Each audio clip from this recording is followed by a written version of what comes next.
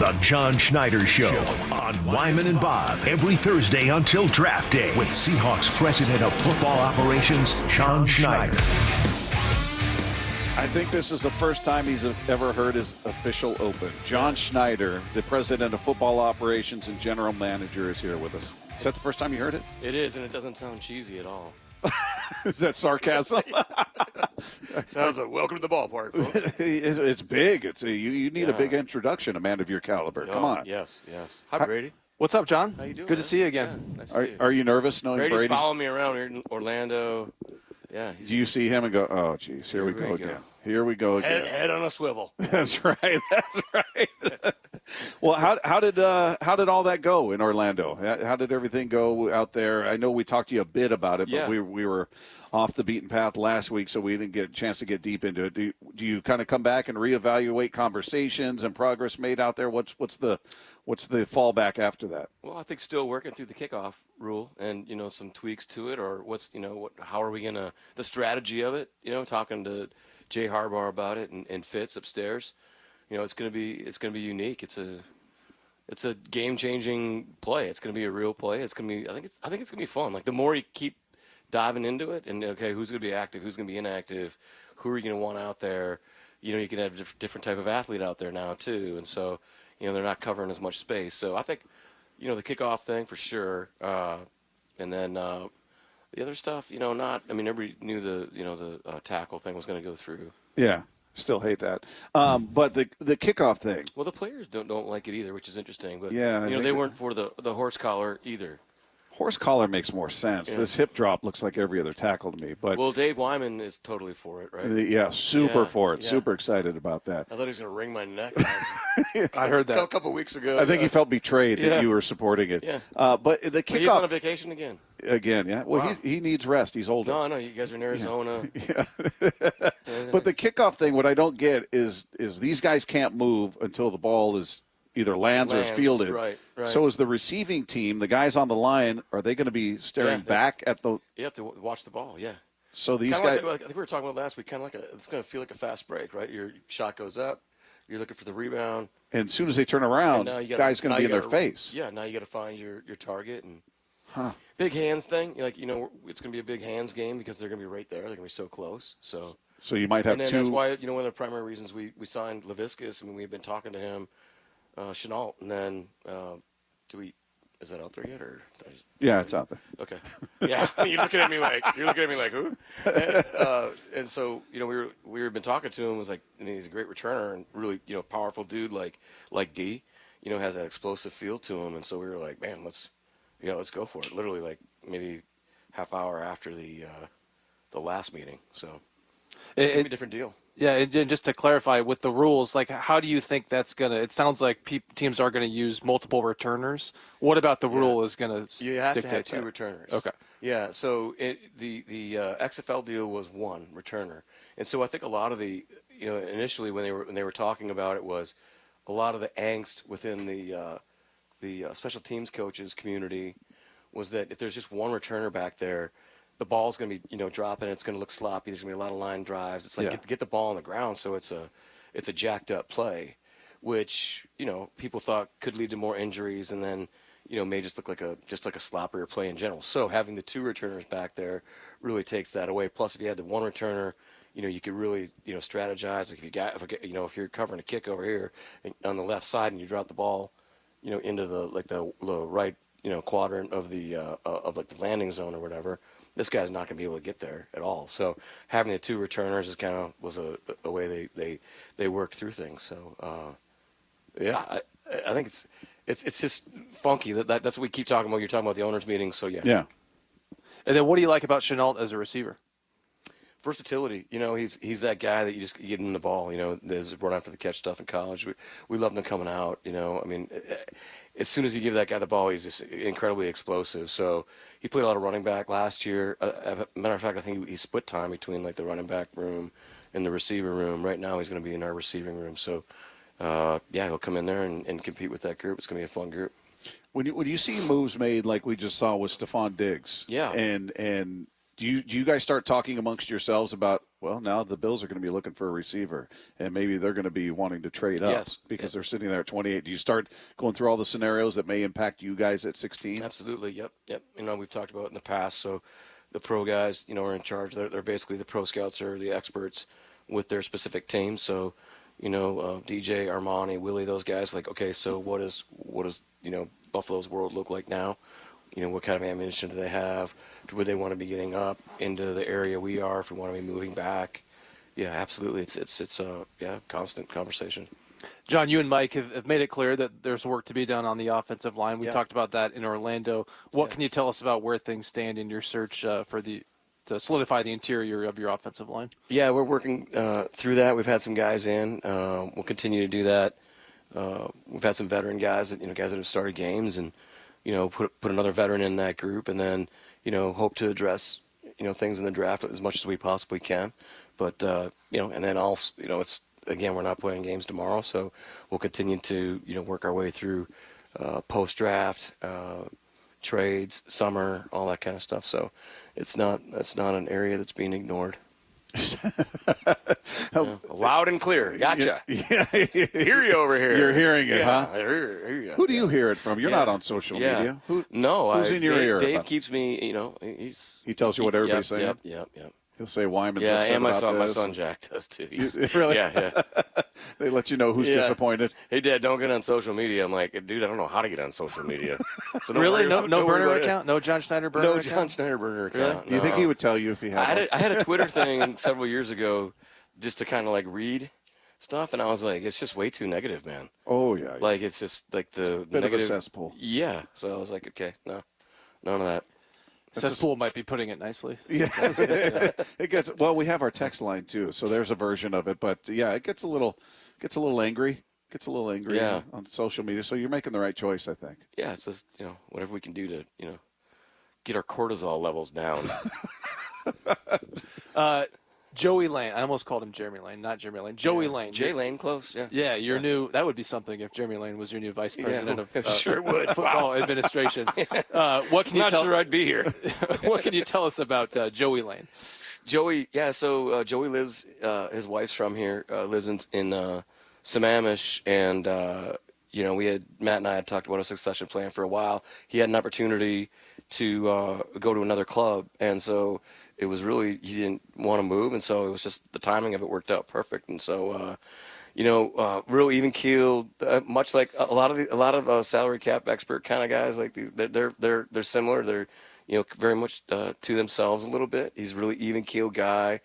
Ryan Pace gave me a call yesterday, who was the GM in Washington or in Chicago with him, and was like, this guy's like the best, and all the background stuff was great. He had been working with Russ Ball, who's a good friend of mine in Green Bay. He was actually trained by Russ Ball and Mickey Loomis when they were in New Orleans, and so there are Russ, maybe Russ more so than Mickey in New Orleans and their group.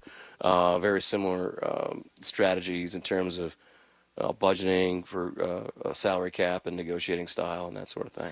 I imagine there's some observers out there who don't realize, there is a position of, vice president of football administration that, handles contract negotiations, oversees the salary cap. Yeah. Can you talk about just why that job is so important? Yeah, checks and balances. Really, you can't just it's not like this, never-ending world of cash. You have to be really careful how you appropriate your funds, and we have to be smart, especially if we're going to be a team that wants to acquire and add all the way throughout the season, or redo guys during the season if we possibly can.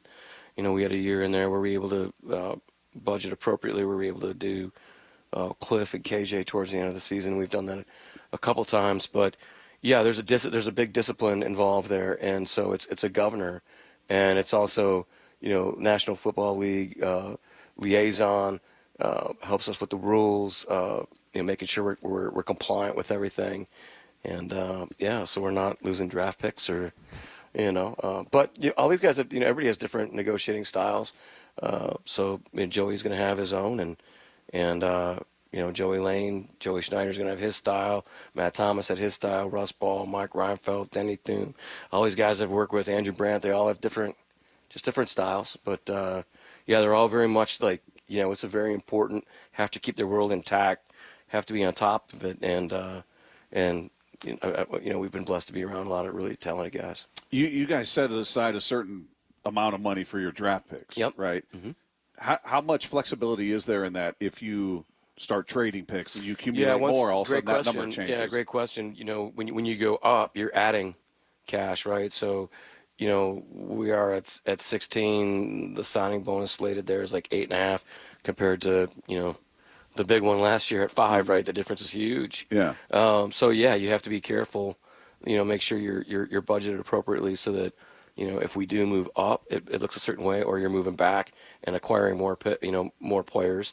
But then that signing bonus number is a little bit slotted lower, mm-hmm. and but you're still adding another whole signing bonus. So yeah, you have to be flexible and pliable and just be like strict with what that's going to look like.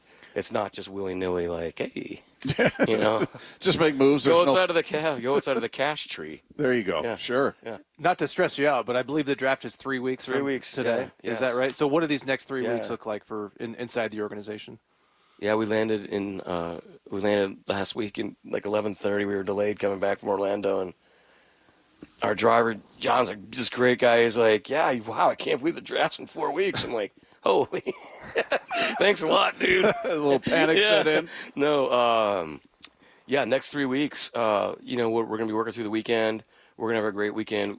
We have these weekends scheduled just like really quiet here, being able to study. So we're going to have one of those all day Saturday, all day Sunday, where we're kind of like just sweeping again, going through guys that have worked out real well, or medical grades have been affected. We just had medical grade. We had a medical meeting a couple nights ago. And so, you lose a bunch of players there, or you have to move them down, which is a bummer. Or sometimes you gain players based on different orthopedic grades, but that's kind of rare. But we'll go through this weekend, and then the scouts will come in on Tuesday, and then we'll start our meetings on Wednesday, and we'll just attack it like we haven't. I'm being sarcastic here, but like we haven't started before, we're just like really open mind. We start, just like we did, when we started building the board, and we'll go through and figure out what everybody's spring looked like, what we've learned since the last time we were together right before the combine.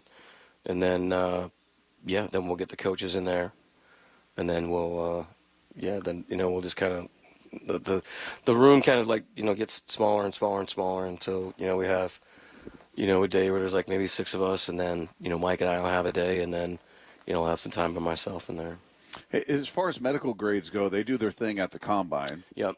And then you guys have the 30 visits. Yeah. Then there's your own medical. Then there's rechecks. So there's guys that aren't complete at the combine, so they'll bring guys back for medical rechecks. We'll be getting those grades. I think that's this weekend coming up, and then we'll bring guys in as well. We're bringing people through right now to more MRIs, more scans, X-rays. So they don't do everything you want them to do at the combine. Well, those are for guys that we want to see. We want to see more of, or right. Our guys weren't able to like put.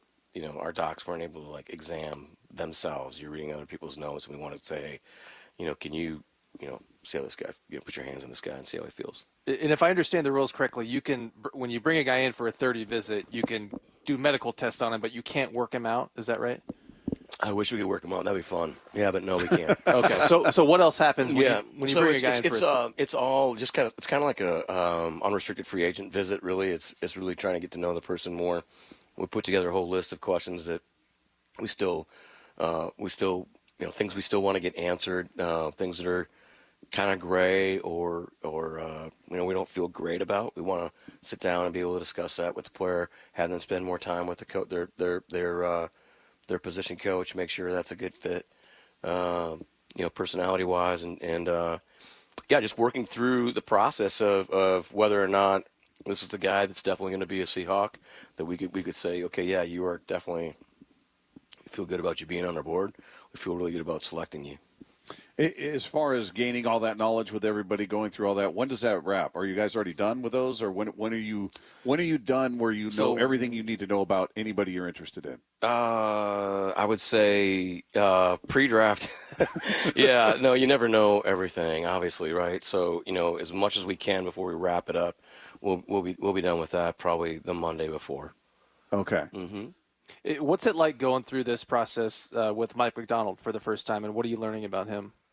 Yeah, it's crazy not being with Pete right now. It really is. It's Mike loves this stuff. Pete loved this stuff. He was like really into it. He'd be like down in my office, like Johnny, have you seen this game? Have you seen that game? Have you seen this game? You got to check out this game, or you know what I mean? I'd be like, yeah, I was doing that during the fall. When you're getting ready for when you were game planning. Have you watched Ohio State and Michigan? No, I haven't watched that one, Pete. Like, yeah, but no, like just it's different. We had a cool meeting yesterday. We were kind of just explaining like philosophically what this looks like, our preparation just with the whole staff, and that it's there's no walls. There's like we're all in this thing together, and they've felt it right away because they came right in the middle of free agency. They were all kind of being hired, and we were just Nolan, Trent, Matt Berry, and Willie and those guys were doing a great job of just kind of like helping them through the process. Like, hey, Brady, can you check out this guy? Because we're going to be bringing him in, or we have a really, we have a good feel for this. We think this guy's going to be a good fit.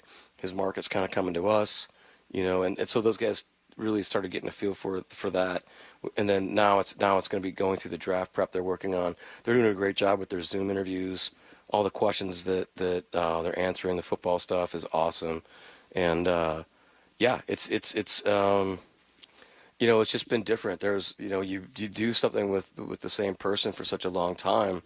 It's just everybody's totally different. I mean, Coach Holmgren, Mike McCarthy, Marty Schottenheimer, those guys were all, very, and Pete, they were all very different the way they approached acquisitions. So, but Pete, I would say Pete's a good evaluator, and he was really into it. He acted like one of the scouts. He was just like, he'd pound the table for guys and be like, that's my guy, that's my guy, so.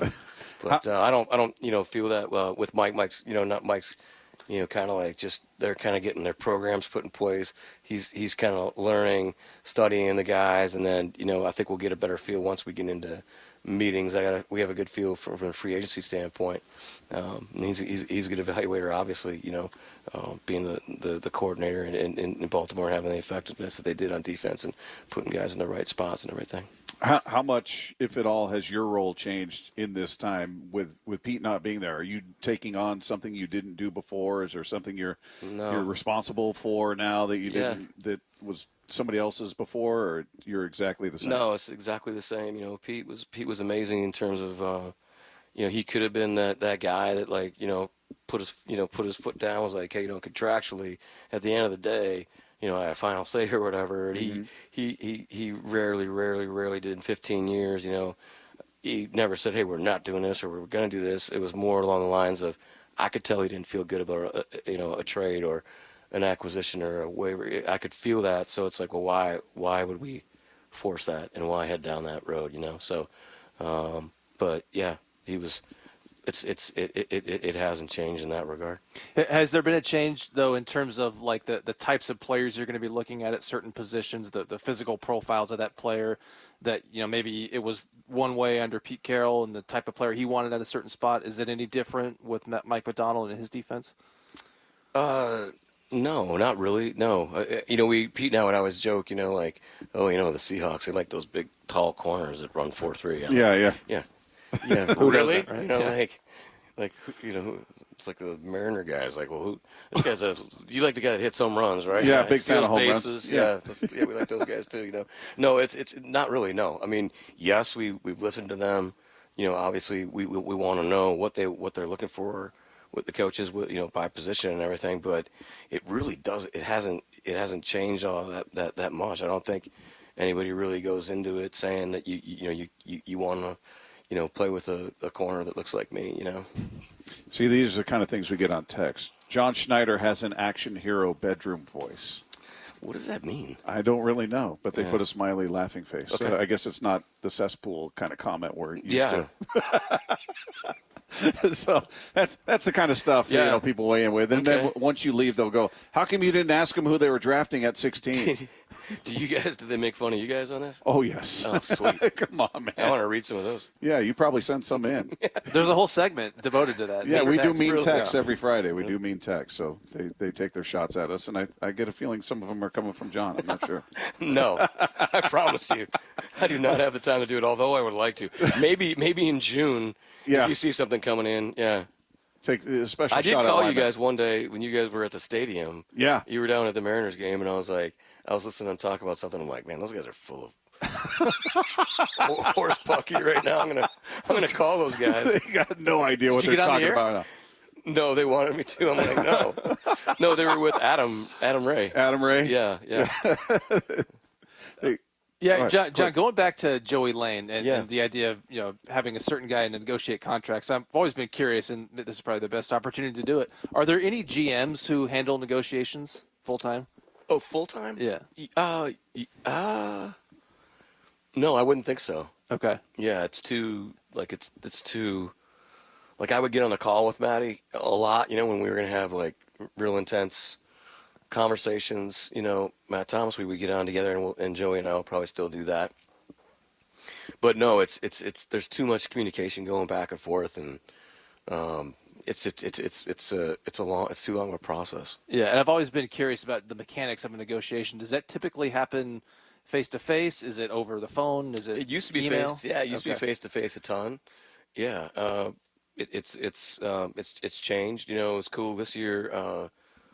Drew Rosenhaus actually flew in here for Chenna's deal, so that was awesome because he was really like let's sit down and knock this out. And we literally sat there for 4 or 5 hours. That's total 1990s. It was cool, and so we were able to work through that and get that done. But a lot of it, there's guys that have been like Mickey Loomis was a cap guy for the Seahawks actually, and then for Randy Mueller in New Orleans, and then he became a general manager. So there's guys that negotiate to become general managers. There's been I think Marty Herney was one of them as well, and there's John Idzik, is he another one? John Idzik, awesome, and John was an evaluator though too. He started out in pro personnel and then became a negotiator. Mike Tannenbaum, there's a lot of guys that. Just they're negotiating full time or in NFL compliance full time, and then move into the charge of the football operation. John, always good to talk to you, man. We appreciate so fast, and it's way better in person. I thought you were going to say it's way better when Dave's not here. I thought that's where you were going, but I'm surprised he's on vacation again. Brady, these guys are in Arizona, and then they're they don't we're doing this show. Sorry, you were at the game. You're at the game, yeah. Yeah, it was opening day. Give me a break, man. Come on, man. Yeah. Come on. It was loud good. and clear. It was good running India the other night too. That was fun. Yeah, very fun. Yeah. John, we appreciate you, man. See you. There you go. John Schneider with us every Thursday. We'll come back, talk about a bit of what we heard from him. Coming up live from the Virginia Mason Athletic Center, this is Wyman and Bob, Seattle Sports on 710.